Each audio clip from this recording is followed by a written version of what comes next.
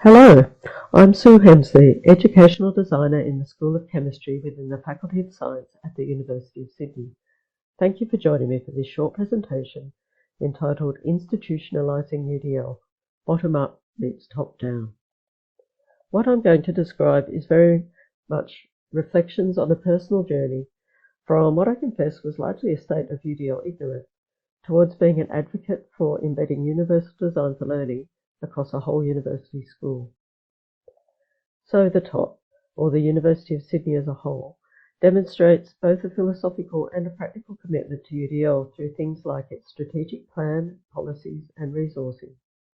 Resources for learning and networking are largely delivered by a learning design team headed up by Sarah Humphries, and a special shout out here to Sarah and her team, who develop, organise and run things like an LMS site, informal online sharing sessions, consultations and workshops.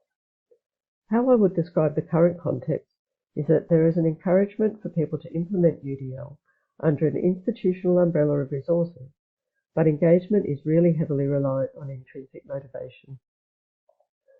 In terms of the local context for me, I joined the School of Chemistry about 3 years ago in a new role as an educational designer. I really wasn't very aware of UDL at that point, but it's become a major focus for me as it aligns very strongly with my own personal values. So my journey started with personal interest and also working with academics already working in this space within the school. And there were and are a number of individuals already implementing UDL in various contexts in chemistry, but largely working in isolation. From here, it was moving towards advocating for UDL to be implemented in other contexts beyond these individuals within the school. This was on a fairly ad hoc basis and often without a lot of success, and I hit a bit of a metaphorical brick wall at this point.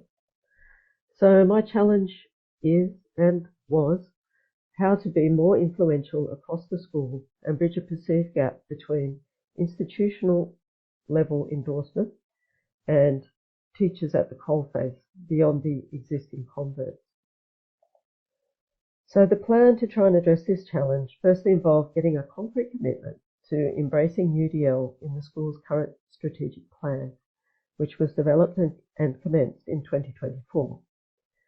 Next was developing an implementation rollout plan, again with the help of Sarah, who I'd like to give a lot of thanks to. The first step in getting the ball rolling is to hold a school-wide academic workshop next month, which will be very practical in nature, with the aim of having everyone coming away with one tangible action to take back into their own teaching context.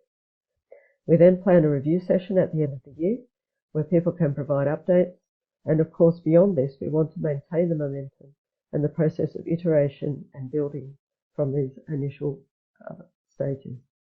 Ultimately, the dream is for UDL to become just business as usual within the school. This is, of course, all based on my personal experience, and everyone's context will be different. But some takeaways from the journey so far that might be helpful to others include that it's important to have the relevant leadership on board, that local champions can hold a lot of sway, and that student feedback can add weight to your arguments that UDL-based changes can make a real difference to student outcomes. To help people get started, make it small and easy and help them out with it.